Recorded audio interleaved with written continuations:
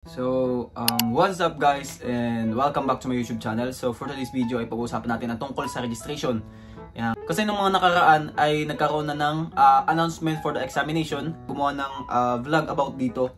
So mga tungkol sa registration. So bago yung examination. So what's up guys and welcome back to my YouTube channel. Ang pag-uusapan natin ngayong araw na to ay tungkol naman sa registration for the examination. Nung nakaraan lang ay nag-post si DMW o yung government natin na magkakaroon ulit ng registration for the examination para do sa mga EPS aspirants natin na gusto pumunta dito sa South Korea at gusto makapagtrabaho. Yan. Madami nag-abang at saka yung iba pang mga nasa ibang bansa pa. Ang nakalagay naman doon sa may post nila na nationwide pwedeng mag-apply for examination o pwedeng mag-register for examination. Pilipinas talaga gaganapin ang examination pero ang registration ay through online. So pwede ka mag-register through online and uwi ka na lang sa Pilipinas. Halimbawa nakapasok ka sa registration. Yan. So uwi ka na lang dito sa Pilipinas para mag-exam. Yan. February 1, 2024. Yan. So nag-post DMW sa page nila na magkakaroon na online registration for factory workers for South Korea under point-based system. Yan, kumbaga ay EPS. For those who are interested to apply, please register through HTTPS EPS DMW. Yan, yung pinakang link nila, yung pinakang link ay andito sa mismong post nila. Andito, i-show ko na lang dito sa my screen. For those who are interested to apply, please register through yon, ito dito sa may link. Yan, sa may link nila. Tapos, and follow the attached guideline provided by the HRD Korea. Yan. So, HRD yung nag-provide nito nung mga guidelines nila. Yan. Online registration shall be open to all interested and qualified application nationwide from February 12, 8 a.m. to February 14, 5 p.m. So, open for the first 56,000 applicants only. Yan. So, nakalagay dito, online registration shall be open to all interested and qualified applicants nationwide. Yan, nationwide, buong bansa. So, from February 12, 2024, 8 a.m. to February 14. So, bali magiging 2 days siya. 12, 13, 14. Oh, magiging 2 days siya magiging 2 days siya na registration. To February 14, 2024, 5 p.m. Open for the first 56,000 applicants only. Yan. So, 56,000, napakadami na nun. Much better kung magre-register agad kayo sa mismong February 12 kasi pagpatak ng February 14, 13, ang alam ko talaga ay punuan na talaga yon. So, sana ay hindi magkaroon ng problema ulit do sa site ng registration. Sana hindi magkaroon ng problema do sa registration kasi ang dami magre-register nun. So, ang daming gagamit ng link. Sana naman ay hindi na maging katulad nung dati. Kasi dati, nung nag-register kami for examination, so ang dami namin. So, yung iba hindi nakapag-register at saka talagang umiyak yung iba kasi hindi sila nakapag-register tapos bigla naman nagkaroon ulit ng registration habang nag-exam kami. So, 56,000 applicants lang yung tatanggapin nila. Tapos, pagka na-complete na yung 56,000 na magre-register, stop na yung registration. Much better kung February 12 pa lang ng alas 8 ay mag-register na agad kayo for examination. So, yung registration ay ilalabas ng DMW yung link nila sa mismong page nila. Yan. Much better kung sasali kayo sa mga FB page, FB group page. Yan. Sa mga FB group na tungkol sa mga EP. Open for the 56,000. So, 56,000 lang yung kukunin nilang applicants. Tapos, after nun, tapos na agad. Kahit hindi siya umabot ng February 14. So, pag natapos na agad yung 56,000 applicants, stop na yon. Yan. So, nakalagay naman dito ay computer-based test and skills test will be conducted. Yan. So, CBT, magiging CBT siya. So, magkakaroon siya ng CBT at saka mayroon na ding skills test. Yan. To be conducted in Manila, La Union, Aklan, applicants may choose their preferred test venue. Yan. So, tatlo na yung pamimilian nyo. Yan. So, pwede na kayong mamili kung saan nyo gusto mag-exam. So, lahat naman siya ay CBT. Yan. So, CBT lahat. Tapos, mayroon na ding skills test. Yan. So, sa CBT, so, yung mga taga-Aklan, taga-La Union, yung mga taga-Malalayo, kung saan mas malapit sa inyo ang test venue, ang exam venue.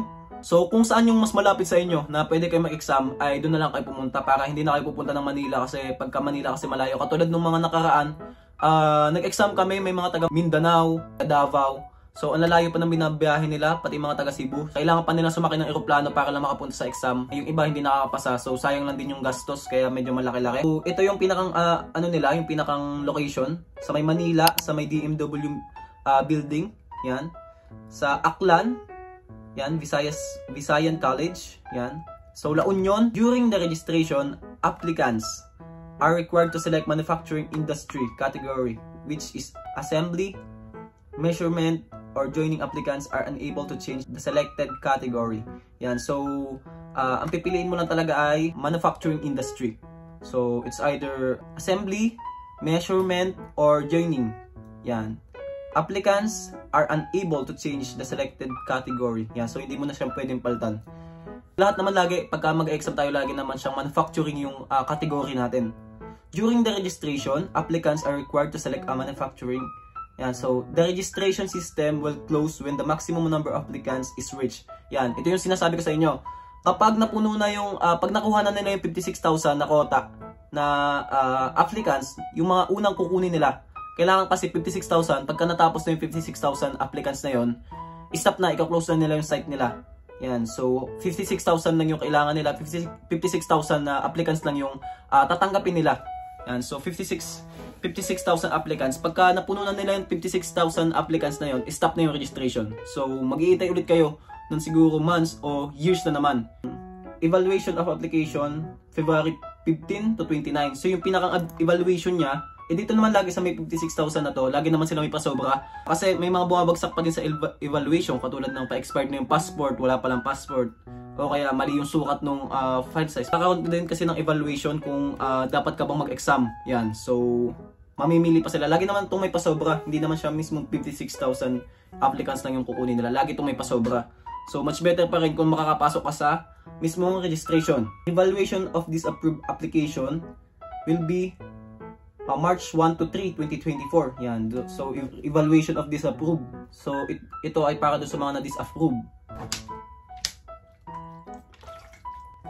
Tapos halimbawa, nakapasok ka na sa registration tapos pumasok ka na din sa evaluation nila, ay doon ka lang saka magbabayad ng 1,353 pesos. Yan. So, babayaran nyo siya through Maya or PayMaya. Yan. So, babayaran nyo siya sa PayMaya.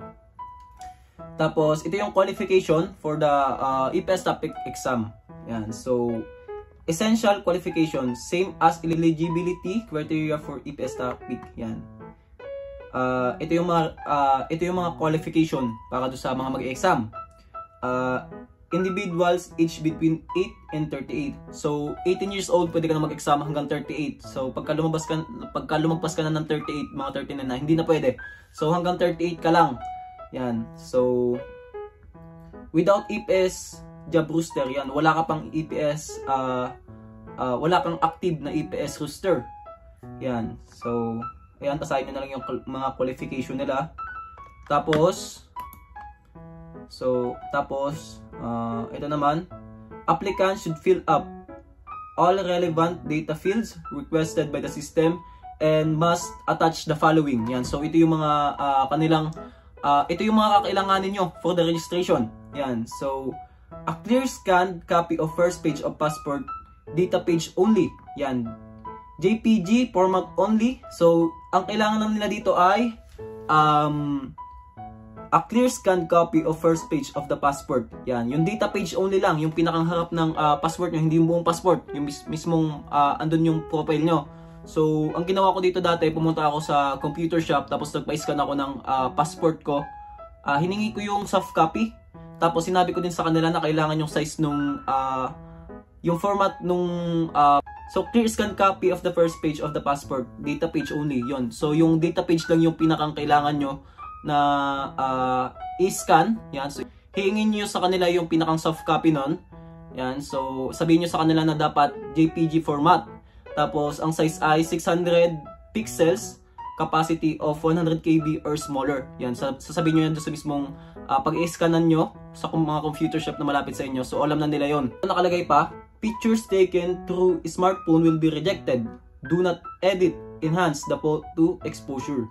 So wag mong gagawin na halimbawa na ipasa sa iyo yung soft copy. Yan. So ang ginawa mo, i-edit mo siya, mas pinalinaw nyo. So masisira niyo yung pinakang size niya. yung pinakang size niya. Kasi ang nakalagay doon, ang size dapat ay 600 pixels, dapat JPEG, at saka capacity of 100 KB or smaller o mas mababa pa doon. Yan. So alam na ng mag-i-scan yan kung paano, kung anong gagawin niya diyan. Tapos yung ID picture 3.5 times 4.5 cm taken within the last 6 months. Yan. So ID pictures. So magpa-picture na lang kayo sa mga Photoshop diyan sa inyo. So, sa mga computer shop, mayroon din namang mga ganun. O kaya ito sa mga nagpipicture. Kasi ang ginawa namin dati noon, pumunta pa kami sa SM para magpa-take ng pictures. Yan. So, yung mga pictures na yun, yung pinakang i-attach nyo sa inyong e-reg at saka sa inyong registration. Much better na magkatulad yung mga picture nyo at saka mga information nyo sa e-reg nyo at saka sa mismong registration examination nyo. So, dapat laging match. Yung laging isipin nyo, halimbawa, nagsulat kayo ng pangalan nyo, ang nauna ay yung apelyido nyo bago yung pangalan nyo. So, sa mga susunod, dapat ganun lagi. Kailangan magkakamatch siya, pati yung edad nyo, yung birthday nyo, yung birthplace nyo. Basta lahat dapat magkakaparehas. Kasi pagka hindi magkakatulad yung mga yan, magkakaroon talaga kayo ng mga problema. So, iniiwasan natin na magkaroon ng hassle during the registration. So, sa registration, doon nyo lang i-attach itong mga hinihingi nilang requirements katulad nung scan copy at saka yung picture. Yan. Yung ID picture naman, ang size niya ay 3.5 by 4.5 cm taken within the last 6 months. Yan. So yung mga dati nyo pang picture, wag nyo nang anuhin yun. Magpa-picture na, much better kung magpapa-picture na lang ulit kayo, tapos yun na lang yung gagamitin yung i-attach nyo doon sa mismong registration. So JPEG lang. Formal attire with white background. Yan. So naka-formal attire kayo. So dito, ang ginawa ko naman dito ay nagpa-picture ako, tapos sinabi ko na lang sa kanila sa mismong computer shop na pinagpicturean ko sa SM na sila na lang yung maglagay ng formal attire ko, tapos white background. Yan. So sila nang bahala doon kung paano nila gagawin yun. Basta huwag kayong magpapapicture gamit yung cellphone. Hindi nila ina-allowed yung mga galing lang sa picture, saka hindi siya JPEG. Tapos ang size ay 100 to 300 pixels. Yan, capacity of 14 to 15 KB. Yan, so kung hindi niyo alam to, tumagan to, much better kung i-screenshot niyo na lang siya, tapos yun na lang yung ipakita niyo sa mismong computer shop para alam nila yung gagawin nila doon. Okay? Other grounds for disqualification in the registration process. Yan, ito yung mga disqualification. Submission of false information and fake documents. Yan. So, magpapas ka ng mga maling impormasyon at saka yung mga mali palang documents. Yan. Makikita niyo naman to dito sa may ilalagay ko dito. Yan. So, makikita niyo dito yung mga bawal, mga disqualification. Yan. So, kung hindi ka nakakaintindihan ng English, pwede mong sabihin sa kaibigan mo na ano bang ibig sabihin nito. Kailangan lang naman kasi, ang kailangan nyo lang naman doon kasi hindi siya edited. Yan, hindi nyo siya i-edit by cellphone. So, yun lang. So, good luck sa mga mag-register. Yung pinakang registration form niya ay ipapost yun ni DMW. Yan, ipapost nila yan sa kanilang mismong site. So, magkakaroon siya ng link. May show sila ng link doon na yun ang i-click nyo, tapos doon kayo mag-register. So, ang kailangan nyo na lang gawin ay mag-register na lang for the examination. Dapat tama yung mga format na binigay nila. So, nangyari sa amin dati yon nung KLT 18 na hindi kami nakapag-register kasi ayos siya tanggapin. Yun. So, kailangan nyo lang naman i-meet yung kanilang requirements. Yan. So, dapat tama yung mga nakatouch na mga information na ilalagay nyo doon. So, yun lang. Alas 4 na pala ngayon guys dito sa may amin. Alas 4, 4:05 na. Tapos may pasok pa ako mamaya. So, gumagawa lang talaga ako ng vlog para sa inyo. So, sana ay nakatulong sa inyo tong vlog ko na to. Yan. So, good luck sa inyo sa mga mag-exam. Good luck. So, next vlog pala natin ay sasabihin ko naman sa inyo kung mga preparation para sa examination. Yan. So, sa mga mag-register pa lang dyan, good luck mo sa inyo. Mag-aral kayo mabuti. And see you here in Korea.